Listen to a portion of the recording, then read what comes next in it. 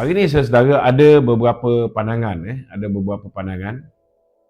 dari segi sudut undang-undang berhubung dengan Royal Pardon ini Ada yang berpandangan bahawa untuk mendapatkan Royal Pardon mesti sekurang-kurangnya 4 tahun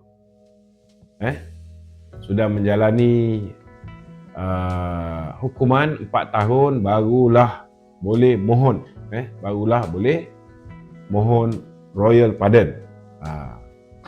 Jadi ada yang beranggapan bahawa kalau misalnya kita mohon Royal Pardon, dalam Royal Pardon ini saudara, ataupun dalam lembaga pengampunan diraja, dalam tu ada Perdana Menteri, dalam tu ada Peguam Negara, dalam tu ada Menteri Wilayah. Kalau macam sekarang ni, Menteri Wilayah ialah Perdana Menteri, dia boleh letakkan proksi dia di situ.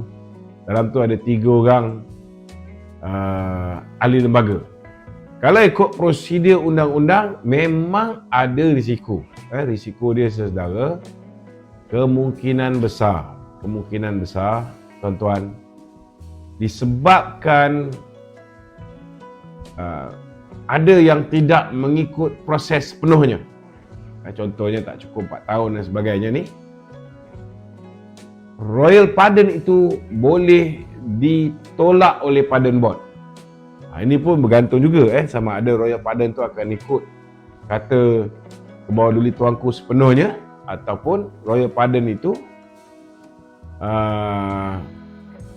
mengikat keputusan yang akhirnya akan dibuat oleh kebawah tuanku. Ini saudara pandangan sesetengah orang yang berpaksikan tentang undang-undang. Namun ramai lupa saudara, di bawah perkara 42 Perlembagaan Persekutuan. Sebenarnya Kebawah Duli Yang Maha Mulia Seri Paduka Baginda Yang di-Pertuan Agong mempunyai kuasa penuh untuk memberikan pengampunan diraja kepada sesiapa saja, sama ada pengampunan penuh, sama ada pengampunan tak penuh, ataupun pengurangan hukuman, ataupun setidak-tidaknya apa yang Kebawah Duli Tuanku boleh buat tanpa melalui proses Royal Pardon. Contohnya, kalau tuanku nak bebaskan Datuk Seri Najib sebelum 1 Ramadan, 1 Syawal, boleh. Hanya dengan menangguhkan hukuman. Apa asas untuk menangguhkan hukuman ni saudara? Sebab sudah terang lagi nyata bahawa Datuk Seri Najib tidak mendapat keadilan dalam proses pembicaraan. Tuan-tuan, sebab apa yang dilakukan semakan ini ialah berhubung dengan prosedur ke atas kes Mahkamah Datuk Seri Najib. Adalah setengah-setengah, macam contohnya Kuching Tanah, dia berpandangan, dia kata orang UMNO ni bodoh, dia kata. Saya nak beritahu orang UMNO bukan bodoh. Orang UMNO pun ada juga yang macam saya ni, orang UMNO juga. Nak beritahu dengan Kuching Tanah ni. Saya pun pernah melalui duduk dalam penjara, 2 atau 3 kali saya duduk dalam penjara ketika hari raya. Kita tahu betapa seksa dan azab dia. Memang betul lah kita nak Datuk Seri Najib ni dilepaskan daripada hukuman di mahkamah ini melalui prosedur undang-undang kerana beliau tidak bersalah. Ini kita tahu. Tapi nak argue macam mana kalau Ketua Hakim Negara masih orang lantikan Mahathir, Peguam Negara masih lantikan Muhyiddin Yassin. Macam mana Datuk Seri Najib nak mendapat keadilan melalui proses mahkamah? No way. Mustahil dia nak dapat, tuan-tuan. Jadi itu sebabnya kita mengusahakan supaya Datuk Seri Najib dulu, bukan kita tak nak dia dapat amnesti. Ini kena faham. Bukan kita tak nak dia dapat amnesti. Bukankah kita sudah bawa Datuk Seri Azalina, sudah pun berjaya meyakinkan kabinet termasuk DAP, dah bersetuju untuk tubuhkan RCI untuk menyiasat buku Tan Sri Tommy Thomas, Justice in Wilderness, yang mana di dalam itu salah satu bab yang paling besar tentang bagaimana Ketua Hakim Negara dilantik tidak melalui Judicial Appointment Commission. Ini pun dah cukup dah tuan-tuan untuk membatalkan pelantikan Ketua Hakim Negara sebagai Ketua Hakim Negara. Kena faham tu. Dan di dalam buku ini juga mengesahkan bahawa terdapat apa yang dipanggil sebagai bukan window shopping ni, apa ni yang Just shopping. Just shopping. Judge shopping ni, tapi dia ada terma dia tu. Maknanya hakim dipilih-pilih. Sedangkan sepatutnya hakim bagi sesuatu kes ini mestilah dipilih oleh sistem komputer secara automatik, bukan dipilih secara manual. Bila dipilih secara manual, maka hakim ini boleh dipilih untuk memastikan keputusan kehakiman sesuatu kes. Macam kes Hakim Nazlan ni. Sebenarnya kes ni dikendalikan oleh Hakim Sofian Razak, tapi ditukar Ketua Hakim Mahkamah Besar Melaya, kan, cadangan daripada Jack, orang lain, tapi yang dilantik ialah Faridah. Bila Faridah dilantik, dia tukar Hakim Sofian, digantikan dengan Hakim Nazlan. Hari ini telah terbongkar bahawa sebelum Hakim Nazlan, ada 3 orang hakim di approach ataupun ditawarkan oleh pihak tertentu secara rahsia.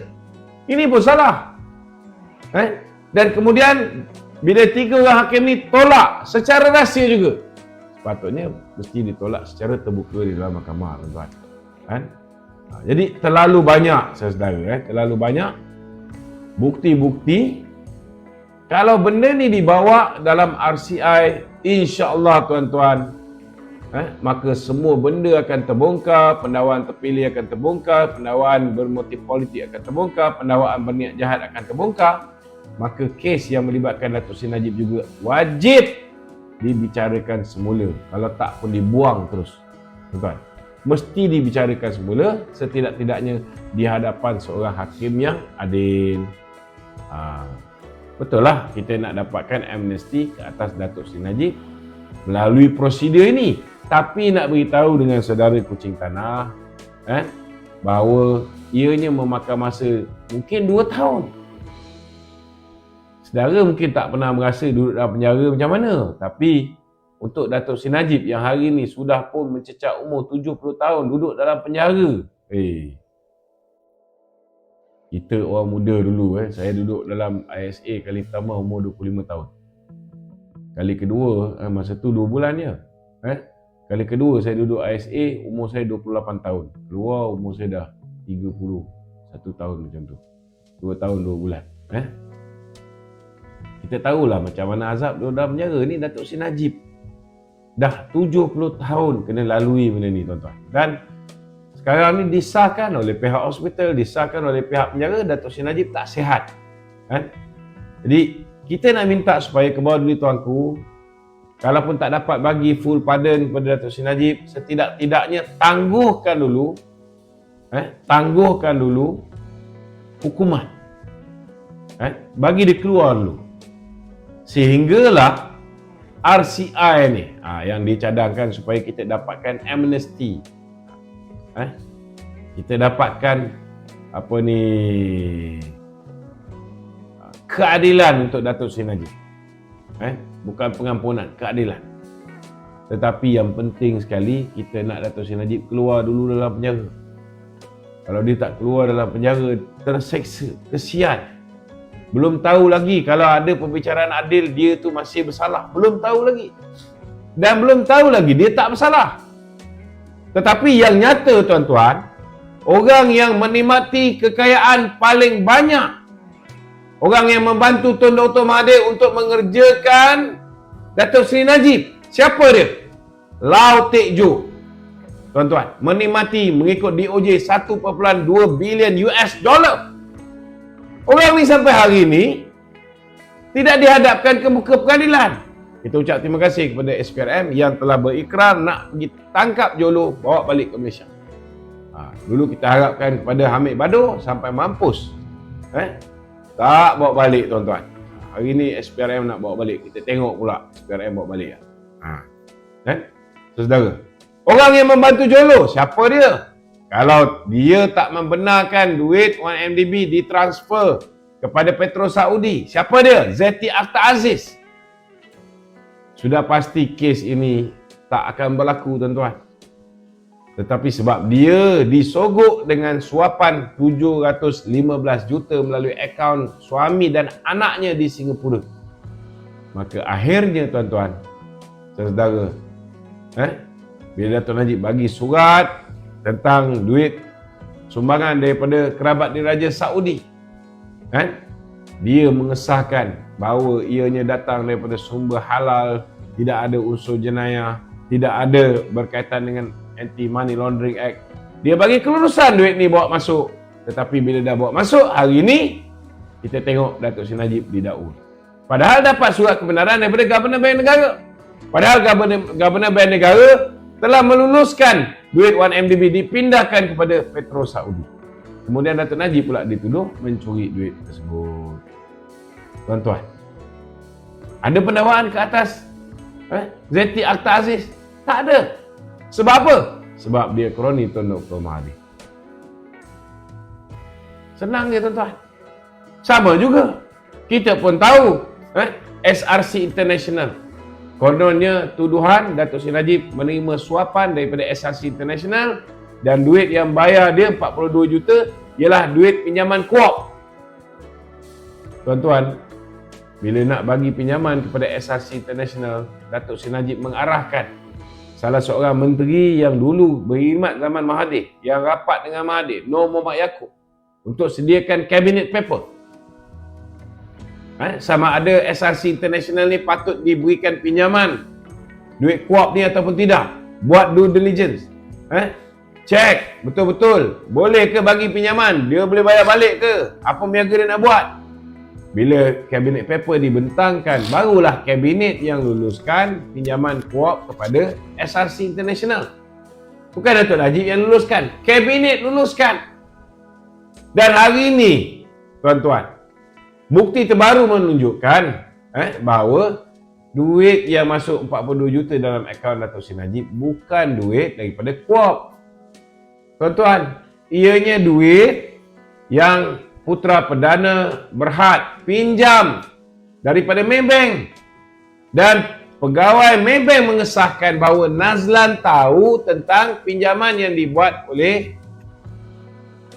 Putera Perdana Development ataupun Berhad, tuan-tuan. Dan duit inilah yang masuk ke dalam akaun Datuk Seri Najib. Ini pertuduhan itu sendiri pun sudah salah, tuan-tuan. Itu sebab ada asas yang sangat kukuh untuk kes ini. Kita buat RCI. Dan bila buat RCI ke atas lebih kurang 17 dakwaan yang dibuat oleh Tommy Thomas, semua benda akan terjawab, tuan-tuan. Semua benda akan terjawab. Tetapi buat masa sekarang, kita nak elakkan daripada seorang manusia yang berjasa pada negara ni terus dizalimi. Kita nak minta supaya dia dibebaskan dulu. Macam mana cara dibebaskan? Diberikan pengampunan diraja, ataupun dia mendapat penangguhan hukuman. Maknanya dia boleh keluar sekejap sementara menunggu selesainya apa yang dipanggil sebagai RCI, Royal Commission of Inquiry, ataupun kita buat tribunal. Boleh.